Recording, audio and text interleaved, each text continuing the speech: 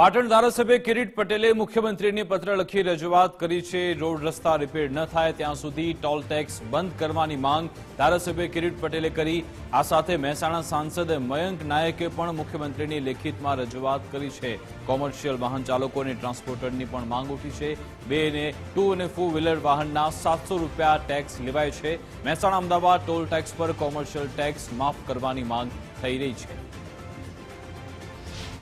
એને મેન્ટેન કરવાની જવાબદારી એ જે તે કંપનીની હોય છે, પરંતુ આ રોડ છેલ્લા ઘણા સમયથી બિસ્માર હાલતમાં છે। એના બ્રિજના ઉપરના રોડ પણ વારંવાર તૂટી જાય છે અને આના લીધે લોકો અને વાહન ચાલકો હેરાન થાય છે, ટ્રાફિક સર્જાય છે।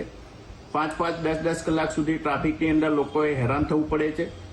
શા માટે સરકાર આવી કંપનીઓને સાચવી રહી છે, એમના સામે કાર્યવાહી કરતી નથી, એ મને સમજાતું નથી। લોકોના જ કરોડોના પૈસા, કરોડોના નાણાં એ કંપનીઓને આપી દેવામાં આવે છે અને એની દેખરેખ કે એની સાર સંભાળ થતી નથી। એટલા માટે મેં આજે મુખ્યમંત્રીને પત્ર લખી અને વિનંતી કરી છે કે તાત્કાલિક આ રોડ રિપેર કરવા માટે સૂચના આપવી અને જ્યાં સુધી રોડ રિપેર ન થાય ત્યાં સુધી લોકોને ટોલમાંથી મુક્તિ આપવી। પાટણના ધારાસભ્ય કિરીટભાઈ પટેલે ખાસ જે છે સીએમને પત્ર લખીને એક માંગ કરી છે કે જ્યાં સુધી રોડ સારા નથી ત્યાં ટોલ ટેક્સ જે છે વસૂલ કરવામાં ના આવે। આપણે ઉભા છીએ મહેસાણા ટોલ ટેક્સ ઉપર।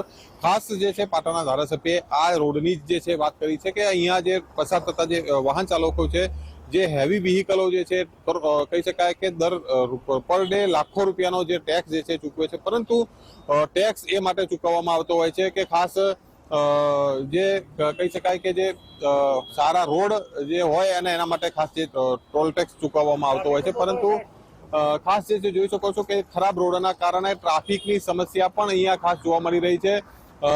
ખાસ ટ્રાફિક એના માટે છે કે ખાસ જે રોડ જે છે ખરાબ છે। શું કહેશો વડીલ, ટોલ ટેક્સ વસૂલ કરવામાં આવે છે, રોડ રસ્તા ખરાબ છે તો પણ ટોલ ટેક્સ વસૂલ એટલું બધું કરે છે કે એને વાત ના પૂછો, કે કહેવા જેવું રહ્યું જ નથી। મહેસાણાથી અમદાવાદ હાઈવે એટલો બધો ખરાબ છે, કેટલા બધા ખાડા પડે છે કે રોજના રોજ ગાડીઓ અમારી નુકસાન કરી નીકળે છે। હવે નુકસાન ના થાય એના માટે અમારી સારા રોડની માંગણી છે। અત્યારે રોડ સારા નથી, રોડ સારા ના હોય તો અમને સરકારને એટલી અપીલ છે કે ટોલ ટેક્સ ત્યાં સુધી બંધ કરો જ્યાં સુધી રોડ રસ્તા સારા ના બને। 1 કિલોમીટર રોડ પણ સારો નથી કે જે ખાડો ના હોય। અત્યારે મહેસાણાથી અમદાવાદ, અમદાવાદથી મહેસાણા જે 1 કલાકનો વન વે હતો, અત્યારે ઓછામાં ઓછું 2.5 થી 3 કલાક સુધી લાગે છે। અને જેટલા બ્રિજ બન્યા છે, કડી, કલોલ, અડાલજથી પહેલા જેટલા બી બધા બ્રિજ એટલા બધા ખાડાવાળા છે કે એની ઉપર એટલો બધો ટ્રાફિક છે કે ના પૂછો વાત। એટલે અમારી સરકારની એક જ અપીલ છે કે ટોલ ટેક્સના પૈસા બંધ કરો, ટેક્સ બંધ કરો અને પહેલા રોડ સરખો કરો। પહેલા રોડ સરખો કરો ત્યારબાદ ટેક્સ વસૂલો એવી માંગ જે છે ખાસ કરી રહ્યા છે। શું કહેશો તમે, ટોલ ટેક્સ એનો ચૂકવો છો? રોડનો સારો રોડ એનો અમે ટોલ ટેક્સ ચૂકવીએ છીએ, પણ રોડ જ સારો ના હોય તો પછી ટોલ ટેક્સ શા માટેનો લેવામાં આવે છે? જ્યારે ઘડી ટોલ ટેક્સ લેશો તો રોડ સારા બનાવો, કાં તો પછી ટોલ ટેક્સમાંથી ટોલ કપાવવાનું બંધ કરી નાખો। જ્યારે ઘડી રોડ સારા નહીં થાય તો અમે ટોલ ટેક્સ આપવા માંગતા નથી। હા, મારી માંગણી છે આપણી।